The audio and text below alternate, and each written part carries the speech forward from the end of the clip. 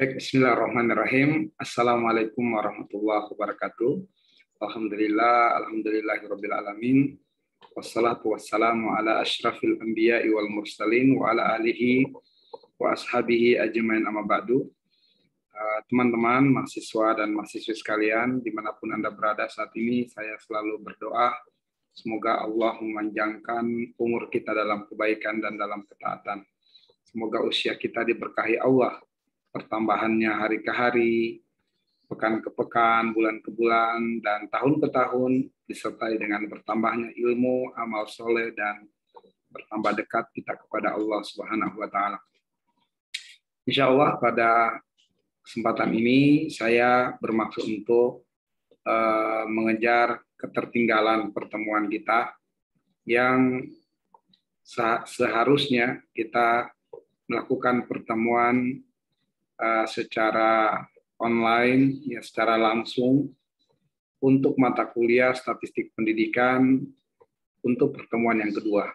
Namun qadarullah fa'ala ma yasha, ya beberapa hari kemarin saya diuji oleh Allah sehingga belum dapat melangsungkan perkuliahan secara online bersama dengan Anda semua. Dan pada hari ini saya bermaksud untuk mengejar ketertinggalan itu. Saya akan menyampaikan mata kuliah statistik pendidikan pertemuan yang kedua dengan merekam video ini untuk di-share ke teman-teman, mahasiswa dan mahasiswi semuanya. Dan saya berharap untuk mengikuti materi ini dengan baik. Materi ini insya Allah akan saya kirimkan filenya, ya, akan saya kirimkan filenya. Dan mohon maaf pula saya belum bisa menyajikan materi dalam bentuk slide PowerPoint sebab ya itulah sedikit kesulitannya untuk mengajar statistik dengan penyajian secara slide sebab banyak hal yang harus ditampilkan dan akan kurang kondusif. Nah, karena itulah kemudian apa yang saya tulis saya coba sampaikan, saya tampilkan dalam bentuk PDF dan saya bacakan insya Allah, ya. Nanti kalau ada hal-hal yang butuh didiskusikan nanti di kolom chat YouTube bisa ditulis pertanyaannya, nanti saya baca dan akan saya jawab pada pertemuan-pertemuan kita secara online. Baik teman-teman sekalian, saya mulai untuk menampilkan materinya terlebih dahulu. Ya.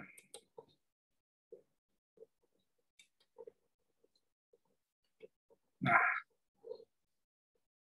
sebentar ya, bersabar. Saya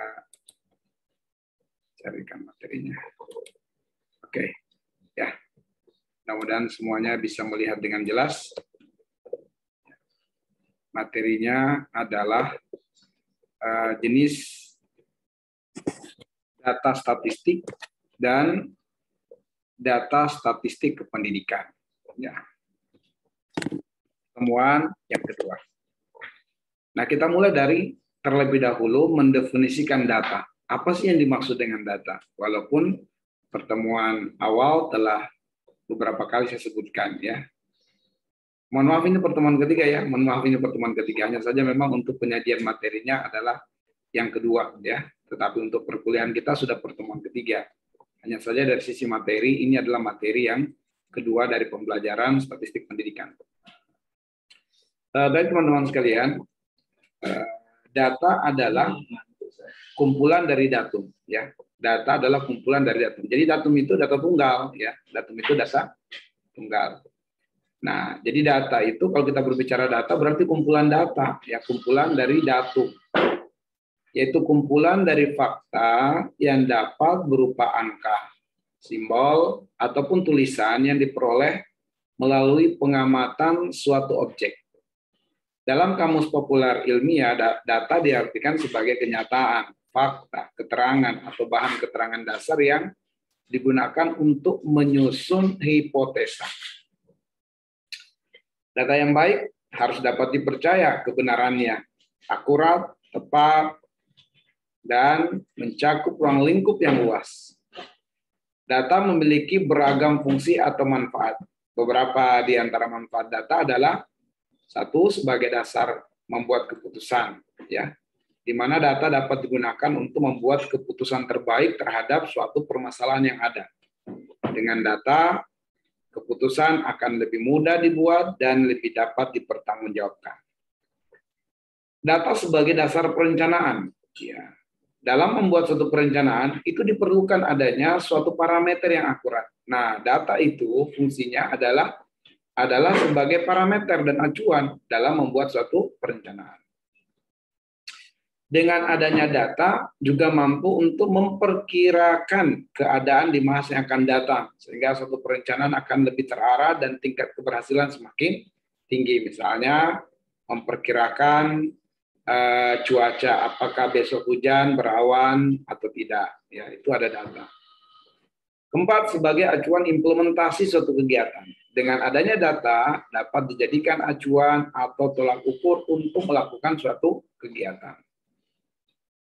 Yang kelima, sebagai bahan evaluasi. Ya, dalam suatu organisasi atau lembaga pasti diperlukan adanya evaluasi untuk meningkatkan mutu. Nah, data di sini berperan sebagai bahan untuk melakukan evaluasi terhadap kegiatan atau kinerja suatu organisasi. Nah, teman-teman sekalian, ini harus digarisbawahi. Secara garis besar, jenis data dan contohnya sebagai berikut. Ini secara garis besarnya nih ya. Secara garis besarnya, data itu ada primer, ada sekunder, kemudian primer nanti ada secara internal, eksternal, sekunder ada kualitatif, kuantitatif, diperoleh melalui wawancara, diskusi grup, teknik proyeksi, kemudian untuk kuantitatif dengan survei, observasi, eksperimen, survei bisa dengan secara langsung individu, persuasif, telepon, surat internet, dan seterusnya. Ya, ini secara garis besarnya, nanti kita akan coba uraikan. Nah, bagaimana pembagian data itu, teman-teman? Ya, pembagian data, sini ada beberapa hal berbicara tentang pembagian data. Kita mulai dari sumber data terlebih dahulu. Ya. Nah, data berdasarkan cara memperolehnya. Ingat ini, data berdasarkan cara memperolehnya. Dibedakan menjadi dua. Ada data primer dan ada data sekunder. Apa itu data primer?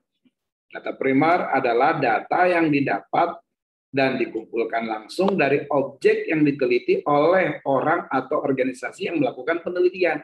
Itulah yang disebut dengan data primer. Ya, data mentah yang didapatkan oleh seorang peneliti.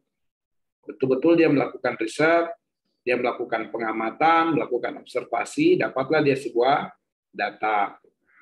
Misalnya dalam bentuk hasil kuesioner ya terhadap responden, atau hasil wawancara langsung, ataupun hasil survei. Nah, sedangkan data sekunder, ya, pengertian data sekunder adalah data yang diperoleh dari pihak atau sumber lain yang telah ada. Jadi penulis tidak mengumpulkan data langsung dari objek yang diteliti. Misalnya melalui buku, ya, melalui buku dia baca, didapatkan data melalui surat kabar, koran, dan seterusnya. Nah, biasanya data sekunder diperoleh dari penelitian-penelitian terdahulu dan data diterima dalam bentuk jadi, seperti apa? Diagram, grafik, tabel, dan lain sebagainya. Contohnya, ya data sensus penduduk oleh BPS, data tingkat fertilitas bayi laki-laki dan bayi perempuan di Rumah Sakit Islam Bogor. Fertilitas itu kelahiran. Kalau mortalitas kematian. Data perguruan tinggi negeri dan swasta yang dikeluarkan oleh Kementerian Pendidikan dan Kebudayaan. Nah, ini kita ambil data dari data yang sudah ada. Nah, itu berarti data sekunder. Adapun sumber data itu sendiri terdiri dari data internal dan data eksternal. Tadi cara mendapatkan. Adapun sumbernya ada data internal dan ada data eksternal. Nah, adapun penjelasannya untuk data internal ya, yaitu data yang didapatkan dari internal suatu organisasi yang menggambarkan keadaan organisasi tersebut. Misalnya informasi jumlah pegawai, jumlah modal, jumlah produksi, dan sebagainya. Ya. Adapun data eksternal, yaitu data yang diperoleh dari luar organisasi yang menggambarkan berbagai faktor yang dapat mempengaruhi kinerja organisasi tersebut. Misalnya informasi tentang daya beli masyarakat, perubahan kebiasaan masyarakat, dan lain sebagainya. Ya. Nah, kalau misalnya di data internal UIK, ya berarti kita akan berbicara tentang jumlah mahasiswa atau jumlah pegawai, jumlah dosen, ya kemudian jumlah bangunan, fakultas, dan seterusnya. Adapun data eksternal, misalnya faktor apa yang mempengaruhi mahasiswa mau mendaftar di UIK. Nah, apa sebab-sebabnya, apa faktor-faktornya, gitu. Ya. Kemudian, misalnya bagaimana pelayanan UIK dilihat dari masyarakat atau pengamatan masyarakat terhadap pelayanan UIK. Nah, itu berarti kita ambil data dari luar, ya. Data dari luar UIK. Untuk apa? Untuk masa depan UIK, untuk kemajuan UIK. Tapi datanya dari luar. Data dari dalam berarti kita coba evaluasi kinerja para staf, para dosen di dalam, yang kemudian dengan itu diharapkan ada peningkatan jumlah mahasiswa terdaftar di UIK. Tapi di sisi yang lain kita perlu melakukan data untuk mengetahui faktor-faktor apa saja yang meningkatkan kemauan dan minat baik mahasiswa ataupun orang tua calon mahasiswa untuk mendaftarkan dan memasukkan anaknya di UIK. Itu faktor-faktor apa yang perlu diteliti. Baik, data ditinjau dari sifat. Jenis data berdasarkan sifatnya dibagi lagi menjadi dua. Ada data kualitatif dan ada data kuantitatif. Apa itu data kualitatif, teman-teman? Ya, data kualitatif itu adalah data deskriptif atau data yang tidak berbentuk angka. Biasanya dinyatakan dalam bentuk verbal, simbol atau gambar.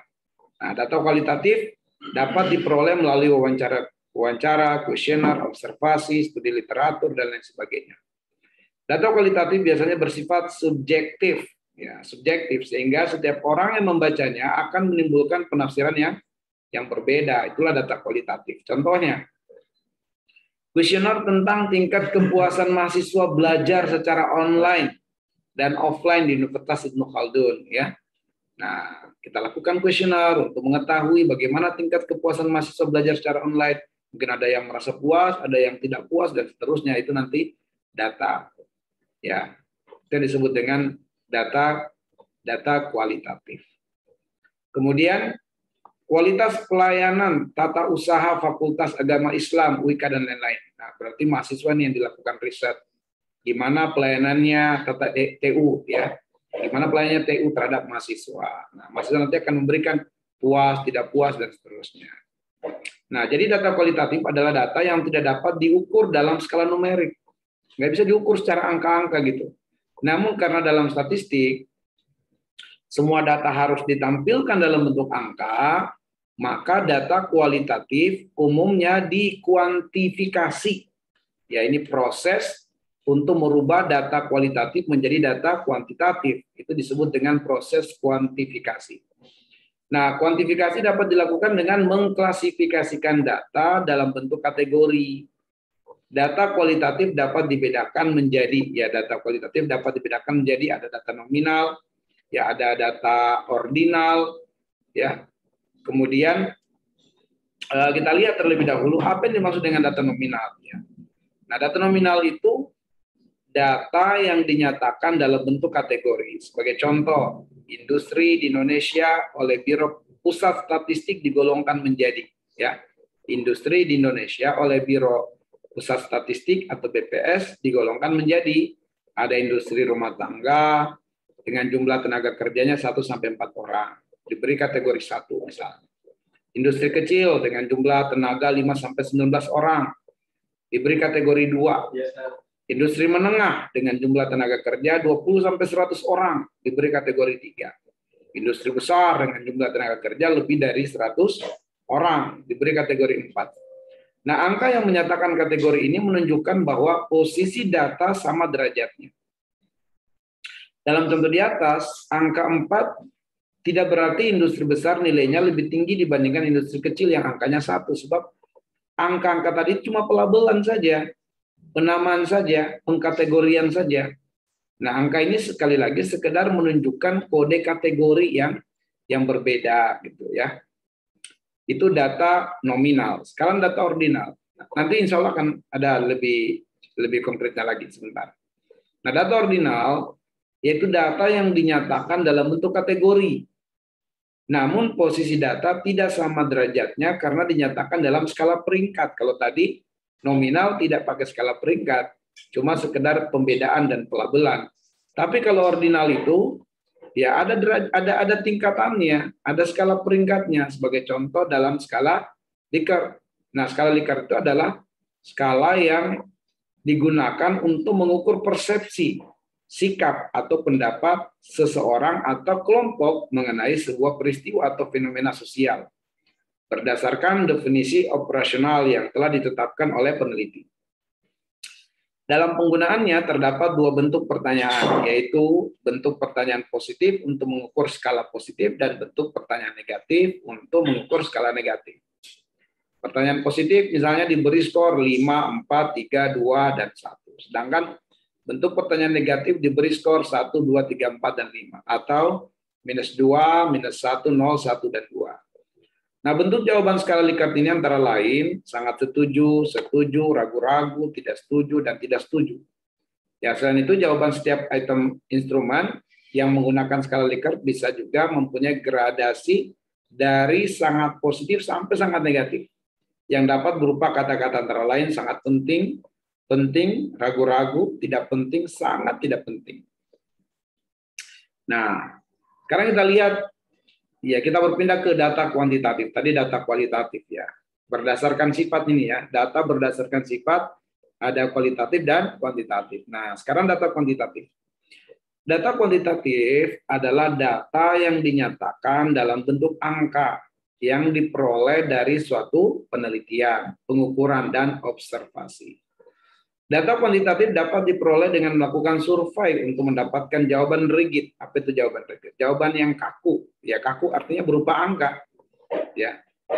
Data kuantitatif ini bersifat objektif sehingga setiap orang yang membaca atau melihat data ini akan menafsirkannya dengan sama. Contoh, umur Rudi 20 tahun. Ya, ketika saya melihat umur Rudi, mengetahui umurnya 20 tahun. Anda ketika mengetahui umurnya Rudi 20 tahun, tidak berubah, nggak mungkin saya mengatakan umurnya 20 tahun, Anda mengatakan enggak 19 tahun.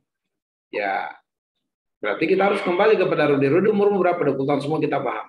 Nah, jadi kalau sebenarnya data kuantitatif itu berdasarkan objek, kalau tadi kualitatif berdasarkan subjek gitu. Cara pandang orang terhadap objek.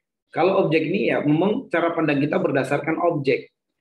Saya ulang, kalau data kualitatif adalah nilai berdasarkan subjek terhadap objek. Tapi kalau data kuantitatif itu nilai objek ya, nilai objek ya, nilai dari suatu objek gitu. Nah, tinggi badan rata-rata di kelas A adalah 165 cm ya. Ini semuanya akan sama. Anda mengukurnya, menghitungnya sama. Saya juga mengukurnya sama. Karena berdasarkan objek bukan berdasarkan subjek. Gitu. Suhu di Kota Bogor mencapai 37 derajat. Sama nanti kalau Anda mengukurnya, saya mengukurnya. Pendaftaran masuk baru IKA mencapai rata-rata 2.000 mahasiswa setiap tahun dan lain sebagainya. Ini rata-rata. Ya. Nah, data kuantitatif adalah data yang diukur dalam skala numerik atau angka. Data kuantitatif dapat dibedakan menjadi data interval, yaitu data yang diukur dengan jarak antara dua titik pada skala yang sudah diketahui. Sebagai contoh, IPK mahasiswa interval 0 hingga 4. Ya, usia produktif interval 15 sampai 55 tahun. Suhu udara dalam Celcius interval 0 hingga 100 derajat. Ini data interval. Data rasio itu data yang diukur dengan suatu proporsi. Sebagai contoh, persentase jumlah alumni WIKA diterima di dunia kerja, persentase jumlah mahasiswa terdaftar di Universitas Ibnu Khaldun, pertumbuhan ekonomi Kota Bogor, berapa rata-ratanya setiap bulannya atau setiap triwulan atau mungkin setiap tahun. Ya, berapa kenaikannya? Apakah naik sekian persen dan seterusnya. Sekarang data berdasarkan waktu. Ya, data berdasarkan waktu. Adapun data berdasarkan waktu, ya, khususnya waktu pengumpulannya sebagai berikut. Ada data seketika, yaitu cross section, yaitu data statistik yang mencerminkan keadaan pada satu waktu saja. Misalnya data mahasiswa baru IKA pada tahun 2021. Nah, ini data statistik yang mencerminkan keadaan pada satu waktu. Apa waktunya di sini? 2021. Berapa data mahasiswa baru IKA pada tahun 2021? Nah, kita ambil, ya misalnya kategorinya berdasarkan fakultas. Walaupun mungkin banyak kategori yang lain, tapi kita ambil berdasarkan fakultas. Maka kita lihat pada tahun 2021, berapa jumlah mahasiswa berdasarkan fakultas. Data mahasiswa banyak, tapi kita ambil jumlah. Ya, kita ambil jumlah. Berapa jumlah mahasiswa baru WIKA pada tahun 2021? Berdasarkan fakultas. Kita temukanlah misalnya FAI 600 orang, teknik 500 mahasiswa, FKIP 200, ekonomi 260, hukum, FIKAS, dan seterusnya. Ya, ditentukan.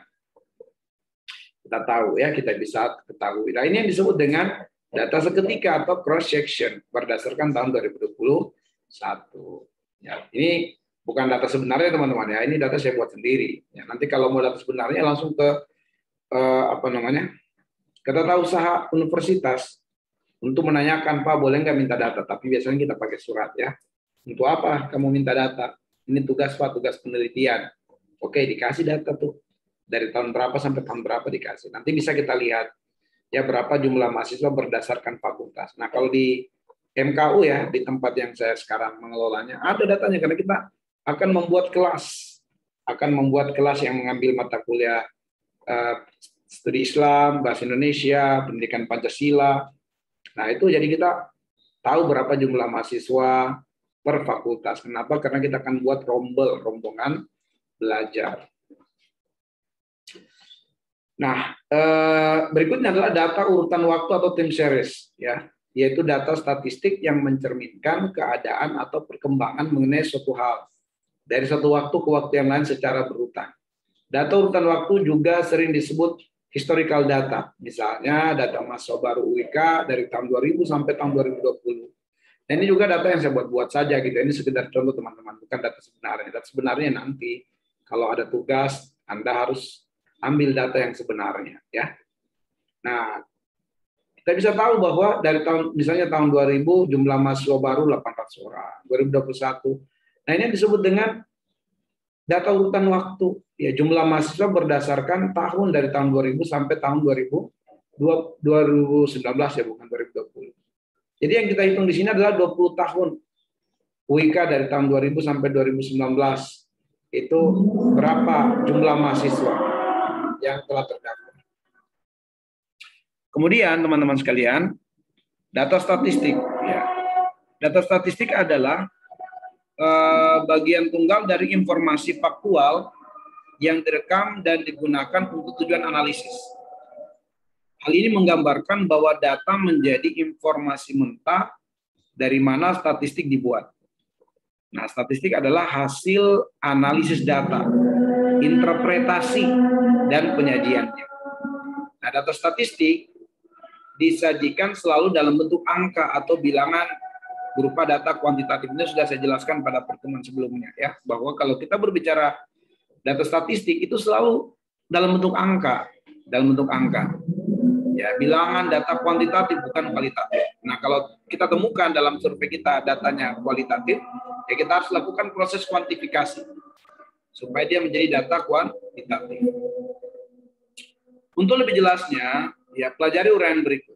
Misalnya, ya dosen meminta komti kelas secara acak untuk melis nilai mata kuliah Islamic Parenting dari 6 mahasiswa di kelasnya secara acak. Hasilnya adalah sebagai berikut. Misalnya mahasiswa namanya Adi, Ali, Abi, Aki, Ani, Ami. Nilainya pun ditemukan setelah ditanya oleh komtinya ada 80, 95, 85, 70, 85, 90. Nah, perhatikan tabel di atas. Bilangan 80 bukan sentimeter ya. Bilangan 80 merupakan nilai seorang mahasiswa yaitu Adi. Fakta tunggal ini dinamakan datum. Jadi angka 80 ini disebut dengan datum. Ya. Adapun hasil seluruh pengukuran terhadap 6 orang mahasiswa disebut data. Berdasarkan data yang diperoleh pada tabel di atas, komti menyimpulkan bahwa dari ke-6 temannya itu, mahasiswa yang paling tinggi nilainya adalah Adi.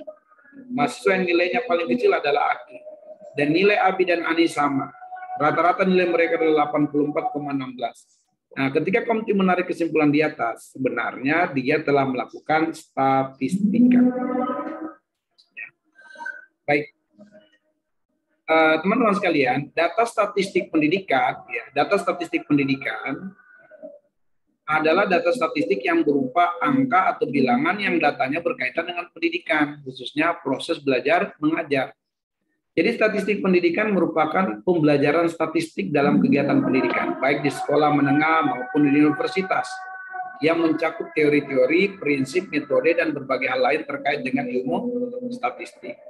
Nah, sekarang kita akan masuk ke dalam beberapa bagaimana pengembangan jenis data tadi, ya, jenis data statistik dan contohnya.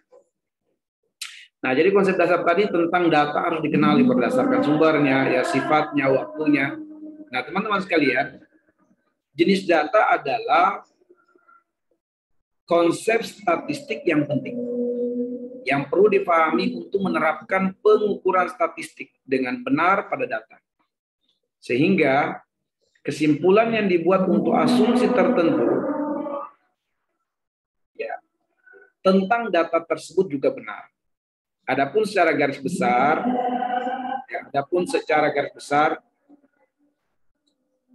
data statistik bisa dibedakan menjadi dua, ya. Secara garis besar, data statistik bisa dibedakan menjadi dua.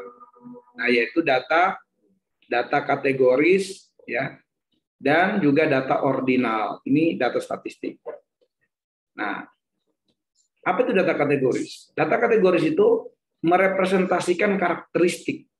Oleh karena itu, data dapat mewakili hal-hal seperti jenis kelamin, bahasa, status perkawinan, kota asal atau jenis pelajaran yang disukai oleh mahasiswa, dan lain-lain.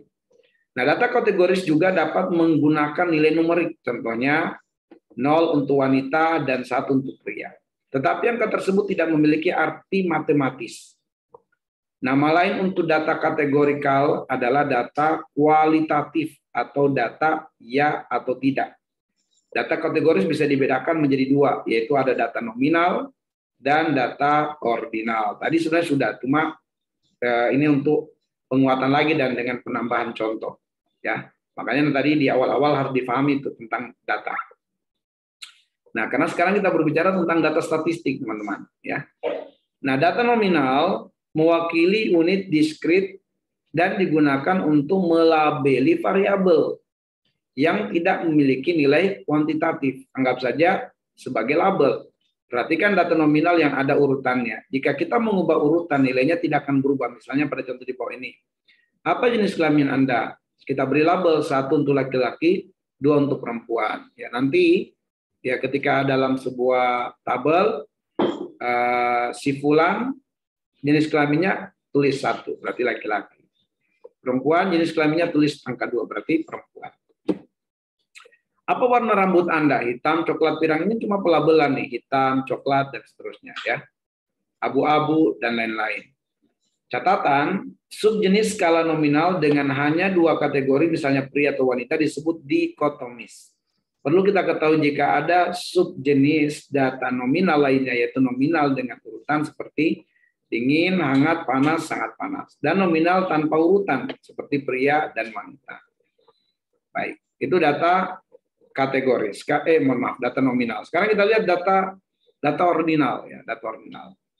Dengan skala ordinal, urutan nilai adalah hal yang penting dan signifikan, tetapi perbedaan antara masing-masing nilai tidak terlalu diketahui. Misalnya pada contoh di bawah ini, dalam setiap kasus kita tahu bahwa 4 lebih baik daripada 3 atau 2, tetapi kita tidak tahu dan tidak dapat mengukur terkait seberapa jauh lebih baik itu.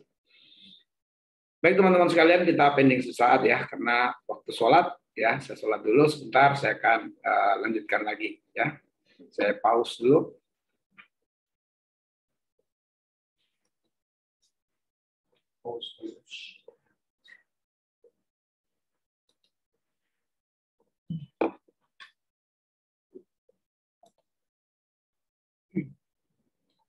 Baik, alhamdulillah teman-teman sekalian, ya, kita lanjutkan penjelasan berkenaan dengan data statistik dan data statistik pendidikan. Ya, tadi kita sudah masuk pada pembahasan tentang data ordinal, ya, data ordinal. Dan telah kami sampaikan bahwa data ordinal ini merupakan bagian dari data kategoris. Ya, kategoris ada 2, ada data nominal dan ada data ordinal. Nah, Dengan skala ordinal, urutan nilai adalah hal yang penting dan signifikan, tetapi perbedaan antara masing-masing nilai tidak terlalu diketahui. Misalnya pada contoh di bawah ini, dalam setiap kasus kita tahu bahwa 4 lebih baik daripada 3 atau 2, tetapi kita tidak tahu dan tidak dapat mengukur terkait seberapa jauh lebih baik itu. Ya, misalnya, bagaimana perasaan Anda hari ini? Ya, sangat tidak bahagia, oke, bahagia, sangat bahagia. Apakah perbedaan antara pernyataan oke dan tidak bahagia sama dengan perbedaan antara sangat bahagia dan bahagia? Dalam hal ini tentunya kita sulit, ya bahkan tidak bisa mengatakannya. Nah, skala ordinal biasanya berupa ukuran konsep non-numerik. Misalnya kepuasan, kebahagiaan, ketidaknyamanan, dan lain-lain. Kunci yang kita perlu ingat terkait data ordinal adalah berurutan. Atau bisa dikatakan bahwa dalam skala ordinal, urutan adalah hal yang penting. Ya, urutan adalah hal yang penting. Beda dengan skala nominal tadi. Nah, sebagai catatan tambahan bahwa cara terbaik untuk menentukan tendensi sentral pada sekumpulan data ordinal adalah dengan menggunakan mode atau median. Yang nanti insya Allah akan ada pembahasan tersendirinya. Nah, sekarang kemudian kita masuk ke yang kedua adalah numerik. Ya, numerik. Ini tadi kita sudah mulai berbicara nih data statistik ya. Data statistik ada data kategoris dan sekarang kita masuk ke yang kedua yaitu data numerik. Apa yang dimaksud dengan data numerik? Data numerik ya. Maksudnya adalah data ini memiliki arti sebagai ukuran. Seperti tinggi badan, berat badan, EQ, atau tekanan darah seseorang, atau hitungan. Atau hitungan seperti jumlah buku di perpustakaan yang dimiliki seseorang. Ya, seperti jumlah buku di perpustakaan pribadi yang dimiliki oleh seseorang. Berapa jumlah kelas dan jumlah mahasiswa di setiap kelas di FAI? Atau berapa halaman yang dapat kita baca dari buku favorit kita sebelum kita tertidur? Nah, ahli statistik juga menyebut data numerik sebagai data kuantitatif. Ya. Nah, teman-teman sekalian, data numerik dapat dibagi menjadi dua jenis. Ada data diskrit, ya, dan juga ada data kontinu. Nah, data distrik, beberapa sinonim untuk kata distrik meliputi terputus, terpisah, dan berbeda. Kita mengumpulkan data untuk menemukan hubungan, tren, dan konsep lainnya. Misalnya, jika kita melacak jumlah lembaran buku yang kita baca setiap hari selama sebulan, tujuan utamanya adalah untuk mengevaluasi kemajuan kita dan tingkat peningkatannya. Ya, dengan demikian, penghitungan harian kita adalah angka yang terpisah. Tidak ada batasan yang jelas mengenai berapa banyak yang dapat kita lakukan suatu hari. Ya, sehingga hubungan tetap tidak ditentukan. Semakin banyak informasi yang kita kumpulkan dari waktu ke waktu, semakin banyak wawasan yang dapat kita simpulkan. Seperti jumlah rata-rata lembaran buku yang dibaca minggu ini adalah 15 lembar per hari. Yang lebih banyak 5 lembar per hari daripada minggu-minggu sebelumnya. Ya. Jadi teman-teman sekalian, kita nggak bisa menentukan besok saya bisa baca berapa lembar. Ya. Sebab mungkin saja besok 8 lembar, mungkin hari ini bisa sampai 20 lembar, tapi rata-ratanya 15 lembar per hari. Ya. Katakanlah ini data minggu lalu setelah misalnya hari Senin, kita bisa membaca buku sampai 10 lembar. Hari Selasa mungkin 7 lembar. Hari Rabu 5 lembar. Tapi hari Kamis sampai 20 lembar dan seterusnya. Tapi rata-ratanya 15 lembar per hari ya untuk minggu lalu. Nah, ternyata di minggu ini kita bisa baca ada peningkatan yaitu 5 lembar per hari dari rata-rata. Ya. Nah, aturan praktisnya adalah dalam banyak kasus, data diskrit dapat diawali dengan jumlah. Beberapa contohnya, jumlah mahasiswa yang mengunjungi perpustakaan di setiap hari, jumlah komputer di setiap prodi di FAI UIK, jumlah barang ATK yang dibeli setiap semester untuk kebutuhan prodi, dan seterusnya. Sekarang kita masuk ke data kontinu. Data kontinu itu mempresentasikan pengukuran. nilai yang mungkin tidak dapat dihitung dan hanya dapat dijelaskan menggunakan interval pada garis bilangan real. Atau dengan kata lain, data kontinu mengacu pada jumlah kemungkinan pengukuran yang tidak tetap antara dua titik realistis. Data kontinu adalah tentang akurasi. Variabel dalam kumpulan data ini seringkali memiliki titik desimal.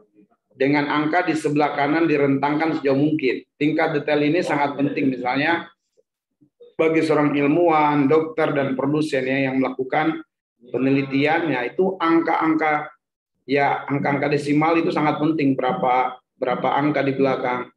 Ya, setelah angka koma gitu, itu sangat penting sekali untuk mengetahui keakuratan di dalam penelitian. Nah, beberapa contoh data kontinu meliputi berat bayi yang baru lahir, kecepatan angin harian, suhu freezer, ya. Ketika kita melakukan eksperimen atau studi yang melibatkan pengukuran konstan, ini kemungkinan besar melibatkan variabel kontinu sampai pada tingkat tertentu. Ya. Data interval. Nah, data interval, nilai interval mewakili unit terurut yang memiliki perbedaan yang sama. Oleh karena itu, kita berbicara tentang data interval ketika kita memiliki variabel yang berisi nilai numerik yang diurutkan dan di mana kita mengetahui perbedaan yang tepat antara nilai-nilai tersebut. Misalnya suhu dalam derajat Celcius, ya minus 10, minus 5, 0, plus 5, plus 10, dan plus 15. Ya. Masalah dengan data nilai interval adalah bahwa nilai tersebut tidak memiliki nol sebenarnya, sebab tidak ada suhu nol. Itu berarti sehubungan dengan contoh di atas bahwa tidak ada yang namanya tidak bersuhu. Nol temperatur nggak ada. Dengan data interval kita bisa menambah dan mengurangi, tetapi kita tidak bisa mengalihkan, membagi atau menghitung rasio. Karena tidak ada nol sebenarnya. Ya. Banyak statistik deskriptif dan inferensial yang tidak menerapkannya. Data rasio adalah sebagai data dalam penelitian kuantitatif yang memiliki karakteristik yang sama dengan data interval, dengan rasio yang sama dan pasti antara setiap data, dan nol absolut diperlakukan sebagai titik asal. Dengan kata lain, tidak ada nilai numerik negatif dalam data rasio. Skala rasio memberikan banyak kemungkinan dalam hal analisis statistik. Variabel-variabel ini dapat ditambahkan, dikurangi, dikalikan, dibagi. Tendensi sentral dapat diukur dengan mode, median, atau mean, di mana ukuran dispersi seperti deviasi standar dan koefisien variasi juga dapat dihitung dari skala rasio. Skala rasio memiliki definisi nol yang jelas. Adapun untuk contoh variabel rasio yang baik, ya termasuk tinggi, berat, ya berat badan misalnya, durasi. Pertanyaan-pertanyaan berikut termasuk dalam kategori skala rasio. Berapa tinggi Anda saat ini? Ya, misalnya kurang dari 100, antara 100 meter sampai 120 meter, 120 meter sampai 140, ya 120 meter sampai 100. Mohon maaf ya, ini bukan 100 meter teman-teman ya, 100 cm.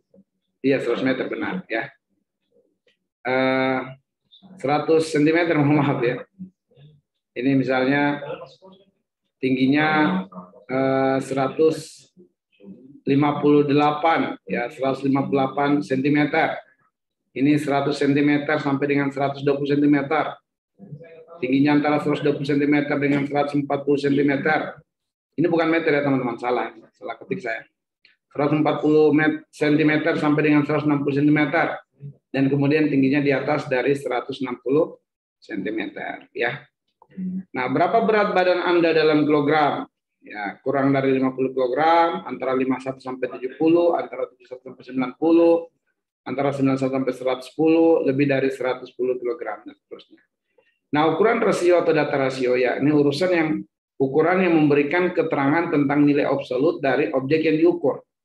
Data rasio yang diperoleh melalui pengukuran dengan skala rasio memiliki titik nol. Karenanya interval jarak tidak dinyatakan dengan beda angka rata-rata satu kelompok dibandingkan dengan titik nol di atas. Oleh karena ada titik nol, maka data rasio dapat dibuat perkalian ataupun sebagian. Angka pada data rasio dapat menunjukkan nilai sebenarnya dari objek yang diukur. Misalnya, ya jika ada 4 orang mahasiswa A, B, C, D mempunyai beasiswa masing-masing per bulan 1 juta, 3 juta, 4 juta, dan 5 juta. Bila dilihat dengan ukuran rasio, maka beasiswa mahasiswa C adalah 4 kali beasiswa mahasiswa A. Beasiswa mahasiswa D adalah 5 kali beasiswa mahasiswa A. Beasiswa mahasiswa C adalah 4/3 kali beasiswa mahasiswa B. Dengan kata lain, rasio antara beasiswa mahasiswa C dan A adalah 4:1. Antara D dan A 5:1. Antara C dan B 4:3. Interval beasiswa mahasiswa A dan C adalah 3 juta. Dan beasiswa mahasiswa C adalah 4 kali beasiswa mahasiswa A. Ya. Nah, teman-teman sekalian, inilah yang bisa kita sajikan untuk pertemuan kedua untuk materi, sedangkan pertemuan perkuliahan kita adalah ini pertemuan yang ketiga. Lebih dan kurangnya mohon dimaafkan, nanti teman-teman jika ada hal-hal yang belum dimengerti, silakan ditulis di kolom chat. Dan kemudian nanti absen ya di grup, ya absen di grup kelas masing-masing. Dan insya Allah file materi ini saya kirimkan ke antum ya supaya dibaca ulang-ulang, ditandai, digarisbawahi hal-hal yang belum dipahami. Ya nanti insya Allah kita diskusikan pada pertemuan-pertemuan selanjutnya. Baik teman-teman, terima kasih. Assalamualaikum warahmatullahi wabarakatuh.